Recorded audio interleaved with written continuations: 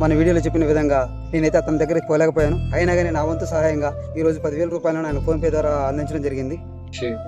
తమ్ముడు, మేము ఎన్టీఆర్ అభిమానం మీద ఒక సంస్థ నడిపిస్తున్నాను. ఆ యొక్క సంస్థ ద్వారా మీకు సాయం చేస్తామని మాట ఇచ్చిరన్నా. మాట ఇచ్చిన ప్రకారం ఈ యొక్క రాత్రి నాకు ఫోన్ చేసి, తమ్ముడు నేను రాలేక ఇబ్బందిగా ఉంది అని చెప్పి మీరు నా యొక్క ఫోన్పేకి 10,000 సాయం చేయడం జరిగిందన్న.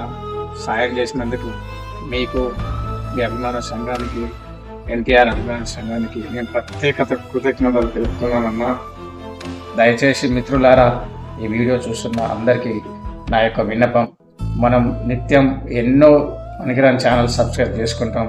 ఇలాంటి సాయం చేసే ఛానళ్ళని సబ్స్క్రైబ్ చేసుకోండి.